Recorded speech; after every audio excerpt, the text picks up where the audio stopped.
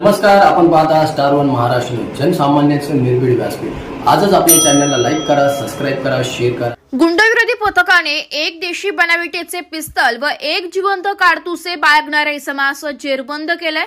दिनांक 6 मे 2025 रोजी गुंडाविरोधी पथकाचे पोलीस अंमलदार कल्पेश जाधव यांना गुप्त बातमीदारामार्फत माहिती मिळाली की Jagannath lawns Mhasrul Adgaon link road Nashik येथे एक इसम गावठी कट्टा घेऊन येणार आहे।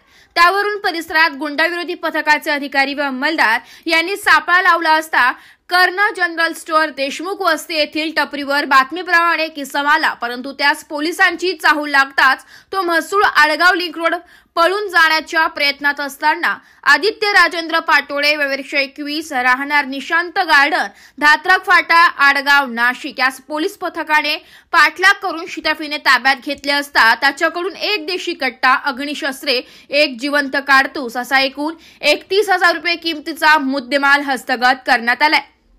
सदरची कामगिरी पोलीस आयुक्त संदीप कर्णिक, पोलीस उपायुक्त प्रशांत बच्चा, सहाय्यक पोलीस आयुक्त संदीप मिटके यांच्या मार्गदर्शनाखाली गुंडाविरोधी पथकाचे सहाय्यक पोलीस निरीक्षक ज्ञानेश्वर मोहिते, मलंग गुंजाळ, विजय सूर्यवंशी, प्रदीप ठाकरे, अक्षय गांगुर्डे, कल्पेश जाधव, राजेश राठोड, प्रवीण चव्हाण, अशोक आधाव, सुनीता कवडे अशांनी केली आहे।